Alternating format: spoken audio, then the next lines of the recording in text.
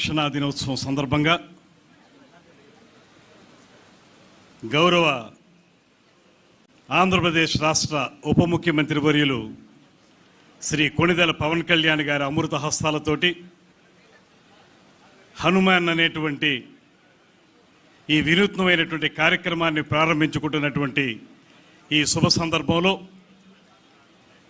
ముఖ్య అతిథిగా విచ్చేసినటువంటి ఆంధ్రప్రదేశ్ రాష్ట్ర ఉప ముఖ్యమంత్రి వర్యులు పంచాయతీరాజ్ గ్రామీణ నీటి సరఫరా శాఖ, అటవీ పర్యావరణ శాఖ, శాస్త్ర సాంకేతిక శాఖ వీటికి మంత్రివర్యునిగా, వీటన్నిటికంటే మించి సహజంగానే స్వతహాగానే వస్తుతః పర్యాటక ప్రేమికులు, అటవీ ప్రాంత సంరక్షకులుగా ఎంతో కాలంగా కార్యక్రమాలను నిర్వహిస్తున్నటువంటి పెద్దలు, మా అందరికీ కూడా మార్గదర్శకులు శ్రీ కొణిదెల పవన్ కళ్యాణ్ గారికి మనందరి తరపున కూడా శుభస్వాగతం పలుకుతూ ఈనాటి ఈ కార్యక్రమానికి సభా ప్రారంభం చేసినటువంటి ప్రిన్సిపల్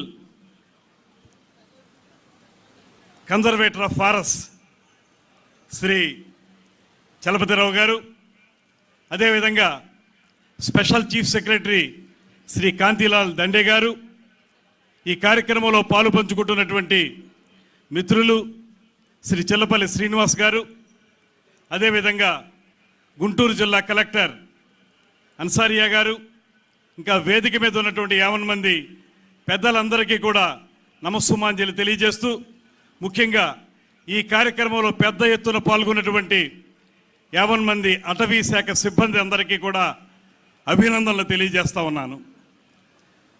గడిచిన 18-19 నెలల కాలంలో ఎప్పుడైతే ఈ శాఖలకి అధిపతిగా శ్రీ పవన్ కళ్యాణ్ గారి కార్యక్రమాలు ప్రారంభించారో తొలి నుంచి కూడా వినూత్నమైన కార్యక్రమాలకి వేదిక అయింది అటవీ శాఖ.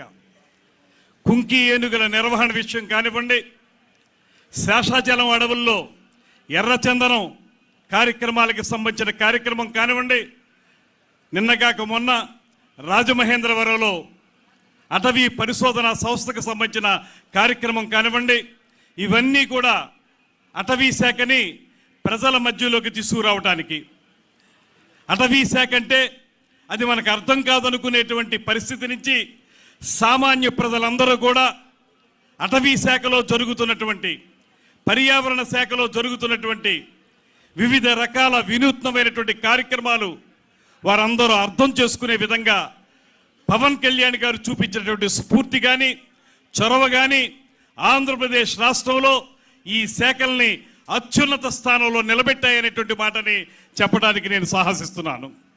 ముఖ్యంగా మీ అందరికీ మనవి చేసేది, చాలా కాలంగా మానవ జీవితాలకి వన్యప్రాణులకి మధ్య జరుగుతున్నటువంటి సంఘర్షణ, వన్యప్రాణుల్ని ప్రమాదభరితంగా భావించి భయపడేటువంటి మానవ సమాజం ఒక పక్కనుంటే, మానవ సమాజాన్ని చూసి దూరంగా పారిపోయేటువంటి పరిస్థితి వన్యప్రాణులకుంటే, అలా కాదు రెండిటికి కూడా ఉన్నటువంటి సంబంధ బాంధవ్యాల్ని గుర్తించి ఒకరికొకరు సపోర్ట్గా ఉండే విధంగా, ముఖ్యంగా ఏదైతే వన్యప్రాణుల వల్ల పొలాలకు కానీ పంటలకు కానీ జరుగుతున్న నష్టం కానీ, అదేవిధంగా మానవ జీవితాలకు జరుగుతున్న నష్టాన్ని కానీ తగ్గించాలి.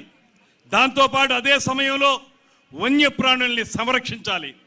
సంరక్షించడంలో కూడా కొంత వినూత్నమైన కార్యక్రమాల్ని, ముఖ్యంగా శాస్త్ర సాంకేతిక అభివృద్ధి ఏదైతే జరుగుతుందో దాని ప్రాతిపదికగా కార్యక్రమాలను చేపట్టాలి.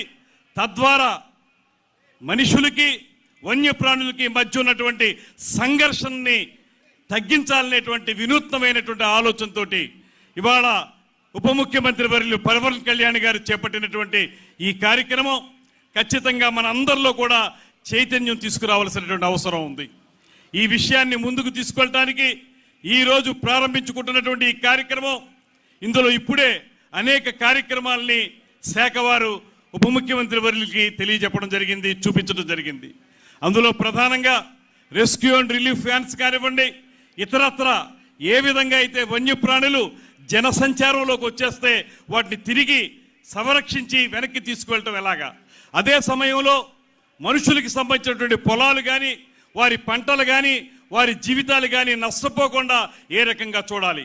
ఇది ఈ రెండింటినీ సమ్మిళితం చేసి ఒక అద్భుతమైనటువంటి కార్యక్రమంగా హనుమాన్ అనేటువంటి కార్యక్రమాన్ని ప్రారంభించినందుకు ఇది అందరికీ కూడా ఉపయోగపడేటువంటి కార్యక్రమంగా నేను మనస్ఫూర్తిగా భావిస్తూ ఈ కార్యక్రమంలో పాలు పంచుకోవడం అనేది మా అందరికీ లభించినటువంటి అదృష్టం. దాంతోపాటు ప్రజల భాగస్వామ్యం ఇక్కడ ప్రధానంగా చెప్పింది. ప్రజల భాగస్వామ్యంతోనే ఈ కార్యక్రమాలు చేయగలం. ప్రభుత్వం కొన్ని విధానాల్ని రూపకల్పన చేస్తుంది, వాటిని అమలు చేయడానికి అధికారులు ఉంటారు. అయితే అక్కడ స్థానికంగా ఉండేటువంటి ప్రజల భాగస్వామ్యం లేకపోతే ఏ కార్యక్రమం కూడా విజయవంతం కాదు. అందుకే ఒక పక్కన స్థానికంగా ఉండేటువంటి ప్రజలతో పాటు ఎవరైతే లాభాపేక్ష లేకుండా కార్యక్రమాలను నిర్వహిస్తున్నటువంటి స్వచ్ఛంద సేవా సంస్థలు ఉన్నాయో వారిని కూడా ఇందులో భాగస్వాములు చేస్తూ మొత్తంగా ఒక ఇంటిగ్రేటెడ్ అప్రోచ్ అనేటువంటి పదాన్ని ఇక్కడ ప్రధానంగా ఉపయోగించారు. ఆ ఇంటిగ్రేటెడ్ అప్రోచ్ తోటి మనం వన్యప్రాణుల్ని సంరక్షించుకోవాలి, దాంతోపాటు ప్రజల యొక్క ఆస్తుల్ని ప్రాణాలని కాపాడాలనేటువంటి మాటతోటి ప్రారంభమవుతున్నటువంటి ఈ కార్యక్రమం నిజంగా ఉప ముఖ్యమంత్రి వారి గారి యొక్క మస్తిష్కంలోంచి వచ్చినటువంటి ఈ అద్భుతమైనటువంటి కార్యక్రమానికి మనందరం కూడా బలంగా ప్రజల్లోకి తీసుకెళ్ళడానికి కృషి చేయాలనేటువంటి మాటని ఈ సందర్భంగా తెలియజేసుకుంటూ మేము కూడా ఇతర లైన్ డిపార్ట్మెంట్స్ ఏవైతే ఉన్నాయో వాటన్నిటినీ కూడా ఇందులో ఇన్వాల్వ్ చేయాల్సి ఉంటుంది.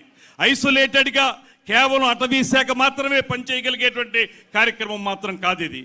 ఒక పక్కన అగ్రికల్చర్ డిపార్ట్మెంట్, మరో పక్కన యానిమల్ హస్బెండరీ, ఆ మాటకు వస్తే మా పర్యాటక శాఖ కూడా, ఇవన్నీ కూడా లైన్ డిపార్ట్మెంట్స్ అన్నీ కూడా ఇంటిగ్రేటెడ్ అప్రోచ్లో పనిచేస్తేనే సత్ఫలితాలు వస్తాయనేటువంటి మాట మాకు గతంలోనే పవన్ కళ్యాణ్ గారు అనేక సందర్భాల్లో తెలియజేశారు. అదేవిధంగా పర్యాటక అభివృద్ధి గురించి కూడా వారి నేతృత్వంలోనే మేము వివిధ మంత్రిత్వ శాఖలన్నీ కలిసి అనేక కార్యక్రమాలకి రూపకల్పన చేస్తూ ఉన్నాం. ఇలాగ ఒక వినూత్నమైనటువంటి కార్యక్రమాలను చేపడుతూ ఇవాళ ప్రజల మధ్యలోకి అటవీ శాఖని, అదేవిధంగా పర్యావరణాన్ని, వీటిని బహుళ విస్తృతంగా తీసుకొస్తున్నటువంటి ఉప ముఖ్యమంత్రి వర్యులకి మరొక మారు ధన్యవాదాలు తెలియజేస్తూ ముఖ్యమంత్రి చంద్రబాబు నాయుడు గారు, అదేవిధంగా ఉప ముఖ్యమంత్రి వర్యులు శ్రీ పవన్ కళ్యాణ్